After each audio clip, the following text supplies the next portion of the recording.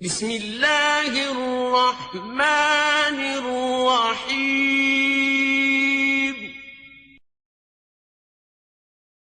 لٹے ہوئے قافلہ حسینی کا شام میں داخلہ۔ کوفے سے ہوتے ہوئے اس قافلے کو شام لایا گیا اور شام کی گلی کوچوں کو سجایا گیا، اور اس طرح سے سجایا گیا کہ جیسے کوئی جشن کا سما ہو۔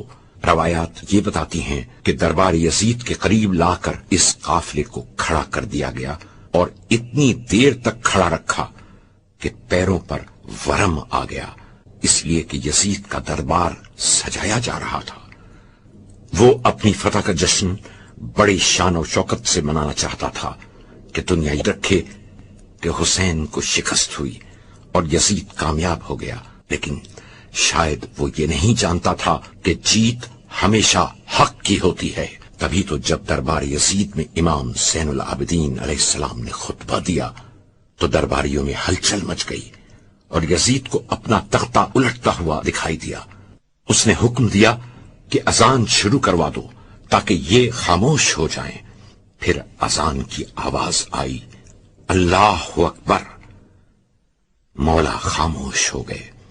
پھر مؤذن نے کہا، اشہد ان محمد رسول اللہ۔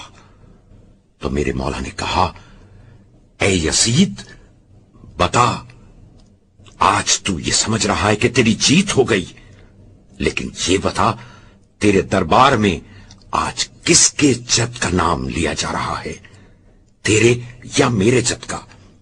دربار یزید میں 700 کرسی نشینوں کا مجمع اور سیدانیاں شرم سے جھکی جا رہی تھیں، آنکھوں سے آنسو جاری تھے، بازو اور گلے رسی سے چھل رہے تھے، مگر پھر بھی شکر خدا ادا کر رہے تھے۔ بیٹھے ہوئے سب کرسیوں پر چھوٹے بڑے تھے، رسی میں بندھے سامنے سادات کھڑے تھے۔ الغرض یزید اپنی فتح کے نشے میں مست تخت پر بیٹھا ہوا تھا کہ تشت میں سر حسین آیا۔ یزید نے اپنی چھڑی سے مولا کے دندان مبارک سے گستاخی کرنا شروع کر دی اور بار بار دانتوں پر چھڑی کو پھیرتا۔ بس یہ منظر دیکھنا تھا کہ جناب زینب سے نہیں رہا گیا۔ بھائی کی یہ حالت دیکھی، ایک مرتبہ شہزادی کو جلال آیا، کھڑے ہو کر دربار یزیدی میں لہجہ علی میں اس طرح سے خطبہ دیا،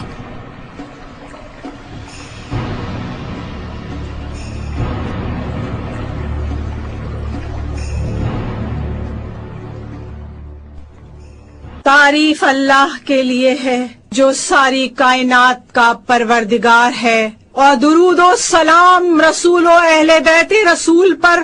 کتنی سچائی ہے خداوند عالم کے اس ارشاد میں کہ آخر کار جن لوگوں نے برائیاں کی تھیں ان کا انجام بھی بہت برا ہوا، اس لیے کہ انہوں نے اللہ کی نشانیوں کو جھٹلایا تھا اور وہ ان کی ہنسی اڑاتے تھے۔ کیوں یزید زمین و آسمان کے تمام راستے ہم پر بند کر کے اور خاندان نبوت کو عام قیدیوں کی طرح در بدر پھرا کر تو نے یہ سمجھ لیا کہ خدا کی بارگاہ میں ہمارا جو مقام تھا اس میں کوئی کمی آ گئی اور تو خود بڑا عزت دار بن گیا؟ پھر تو اس خام خیالی کا شکار ہے کہ وہ المیہ جس سے ہمیں تیرے ہاتھوں دو چار ہونا پڑا، اس سے تیری وجاہت میں کچھ اضافہ ہو گیا، اور شاید اسی غلط فہمی کے باعث تیری ناک اور چڑھ گئی اور غرور کے مارے تو اپنے کندھے اچکانے لگا۔ ہاں، یہ سوچ کر تو خوشی سے پھولا نہیں سما رہا ہے کہ تیری مستبدانہ حکومت کی حدیں بہت پھیل چکی ہیں اور تیری سلطنت کی نوکرشاہی بڑی مضبوط ہے، اور ہو سکتا ہے کہ تو یہ بھی سمجھ بیٹھا ہو کہ خلاق عالم نے ہماری مملکت میں تجھے بغیر کسی خطرے کے پھیل پھیل کر اطمینان سے اپنا حکم چلانے اور منمانی کرنے کا یہ موقع دیا ہے۔ ٹھہر یزید، ٹھہر، ایک دو سانسیں اور لے لے، پھر دیکھنا کیا ہوتا ہے۔ دراصل تو رب ذوالجلال کے اس فیصلے کو بھلا بیٹھا ہے کہ کفر کی راہ اختیار کرنے والے یہ گمان نہ کریں کہ ہم جو انہیں مہلت دیے جاتے ہیں وہ ان کے حق میں کوئی بہتری ہے. ہم تو انہیں اس لیے ڈھیل دے رہے ہیں کہ یہ خوب جی بھر کر گناہ سمیٹ لیں. اس کے بعد ان کے واسطے سخت ذلت آمیز سزا اور رسوا کرنے والا عذاب ہے. اے ہمارے آزاد کیے ہوں کے جائے، کیا یہی عدل ہے؟ اسی کو انصاف کہتے ہیں کہ تیری تو عورتیں اور کنیزیں تک پردے میں ہو اور نبی زادیوں کی چادریں چھین کر انہیں بے پردہ سربرہنہ ایک شہر سے دوسرے شہر کشاں کشاں لے جایا جائے. ہاں یزید، تو نے ہی ہمیں ان حالوں کو پہنچایا ہے. ہم بے وارثوں کا قافلہ جس جگہ پہنچتا ہے وہاں تماشائیوں کا ٹھٹ لگ جاتا ہے. ہر قسم کے لوگ، ہر طرح کے آدمی، راہ راہ منزل منزل، جوک در جوک، دور اور نزدیک سے ہمیں دیکھنے کے لیے جمع ہو جاتے ہیں. اس کارواں کا نہ کوئی ساتھی ہے، نہ حمایتی، نہ دوست، نہ نگہبان. ہاں، مگر جس کا تعلق ہمارے بزرگوں کا کلیجہ چبانے والوں سے ہو، اس سے کسی روح رعایت کی کیا توقع ہو سکتی ہے؟ اور جس کا گوشت پوست ہمارے شہیدوں کے لہو سے اگا ہو، بھلا اس کے دل میں ہمارے لیے کوئی نرم گوشہ کہاں سے پیدا ہو سکتا ہے؟ ہاں، جو اہل بیت عصمت و طہارت کی دشمنی میں انگاروں پر لوٹ رہا ہو، اس سے کب یہ امید کی جا سکتی ہے کہ وہ حقیقتوں کے بارے میں کبھی ٹھنڈے دل سے غور بھی کرے گا؟ اے یزید، تو احساس جرم کے بغیر اور جس ڈھٹائی سے یہ کہتا جا رہا ہے کہ اگر اس وقت میرے اسلاف مجھے دیکھتے تو کتنے شاد ہوتے، وہ مجھے شاباشی دیتے اور کہتے، یزید تیرے دست و بازو کو نظر نہ لگے، تو نے محمد کے گھرانے سے کیا خوب انتقام لیا ہے. یزید، تو جو کچھ کر رہا ہے اور جو کچھ کہتا چلا جا رہا ہے وہ تیری اندرونی کیفیت کا اظہار ہے. ذرا دیکھ تو صحیح بے ادب، اپنی چھڑی سے جس ہستی کے مقدس ہونٹوں کے ساتھ تو گستاخی کر رہا ہے وہ جوانان جنت کا سردار ہے. تو نے محمد کے پیاروں کا خون بہا کر اور عبد المطلب کے چاند تاروں کو خاک میں ملا کر اپنے سوکھے ہوئے زخموں کو پھر سے ہرا اور بھرے ہوئے گھاؤ کو کچھ اور گہرا کر دیا ہے. اور اس پر سے تو اپنے پرکھوں کو بھی پکار رہا ہے، اپنے گھڑے ہوئے مردوں کو آواز دے رہا ہے، اور اس سے بے خبر کہ عنقریب تو خود بھی اسی گھاٹ اترنے والا ہے جہاں وہ ہیں. اور جب تو اپنے سگوں کے پاس پہنچ جائے گا تو پھر رہ رہ کر تیرا دل یہ چاہے گا کہ نہ زبان میں سکت ہوتی اور نہ ہاتھوں کو جنبش، تاکہ جو کہا ہے وہ نہ کہتا اور جو کیا ہے وہ نہ کرتا. پروردگار، تو ان ظالموں سے ہمارا حق دلا دے اور ان ستمگروں سے ہمارے بدلے چکا دے.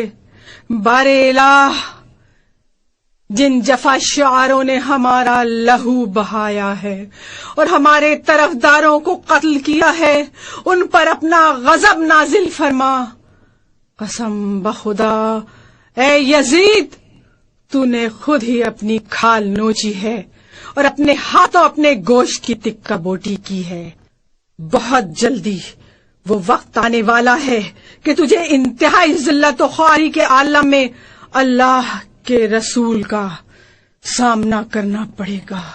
تو نے نبی کی ذریت کو خاک و خون میں غلطاں کیا اور ان کی عطرت ان کے پیاروں کو نشانہ ستم بنا کر ان کی حرمت زائل کی ہے. یزید، جب تو اپنے ان سنگین جرائم کا بوجھ اٹھائے قیامت کے دن خدا کی عدالت میں پیش ہوگا تو پھر دیکھنا کہ داور محشر کس عنوان سے ریاض رسالت کے بکھرے ہوئے پھولوں کو اکٹھا کر کے ہر برگ گل کو آماج گاہ صد بہار قرار دیتا ہے. اور وہ منصف حقیقی کس طرح جور و جفا کرنے والے باغیوں سے ہم کو ہمارا حق دلاتا ہے۔ اس پیدا کرنے والے کا ارشاد ہے، جو لوگ اللہ کی راہ میں قتل ہوتے ہیں انہیں مردہ نہ سمجھو، وہ تو در حقیقت زندہ ہیں، اپنے رب کے پاس سے رزق پا رہے ہیں۔ سن یزید سن، تیرے لیے بس اتنا ہی جاننا کافی ہے کہ بہت جلد خدائے ذوالجلال فیصلہ دے گا۔ محمد مصطفیٰ مدعی ہوں گے اور جبرائیل امین مدد کریں گے، ہاں، اور وہ لوگ بھی اسی ہنگام اپنا انجام دیکھ لیں گے جنہوں نے زمین ہموار کر کے تجھے اس جگہ تک پہنچایا اور پھر اللہ اور رسول کا کلمہ پڑھنے والوں کی گردنوں پر مسلط کر دیا۔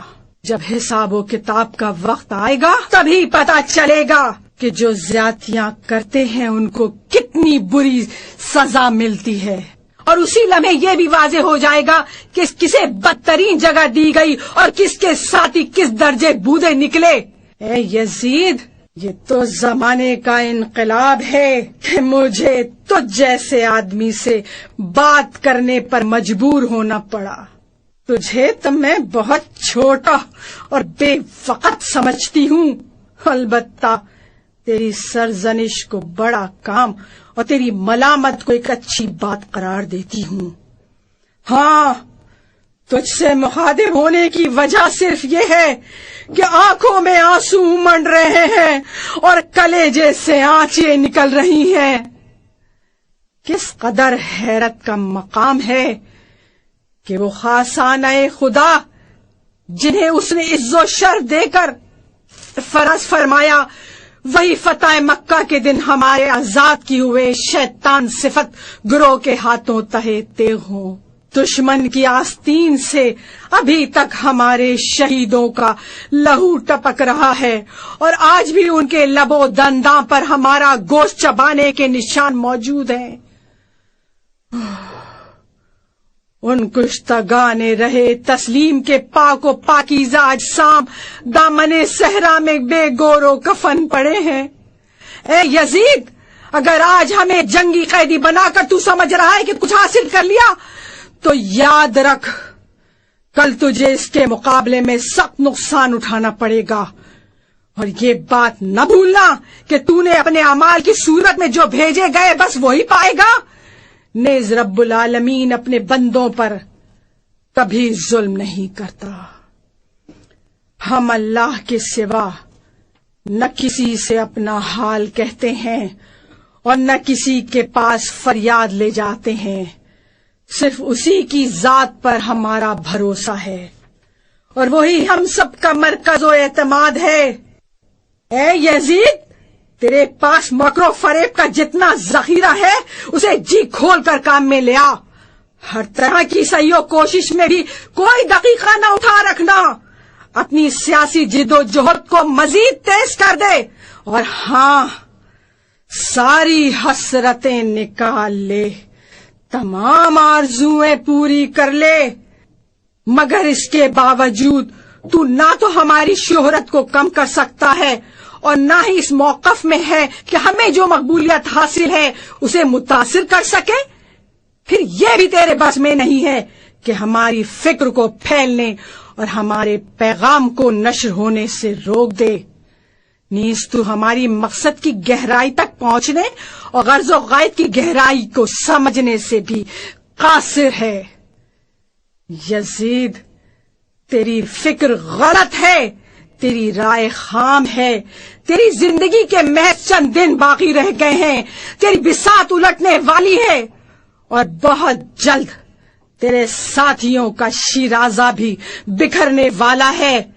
اس کے علاوہ وہ دن قریب ہے جب منادی آواز دے گا، ہاتف غیبی کہے گا کہ ظالموں پر خدا کی لعنت، اور حمد و سپاس اللہ کے لیے جو تمام جہانوں کا پروردگار ہے، وہ رب الارباب جس نے ہمارے پیشرو بزرگوں کو انجام کار خیر و سعادت کے خزانے آمرا سے افتخار بخشا اور ہماری آخری شخصیتوں کو شہادت و رحمت کی نعمت عظما سے سرفراز فرمایا۔ ارحم الراحمین، ہمارے شہداء کے ثواب کو کمال آگی، ان کے اجر کو فراواں اور ان کے وارثوں اور جانشینوں کو اپنے حسن کرم سے بہرہ مند فرمائے۔ یقیناً وہ بڑا مشفق اور حد درجہ مہربان ہے۔ ہمارے لیے اللہ کافی ہے اور وہی بہترین کارساز ہے۔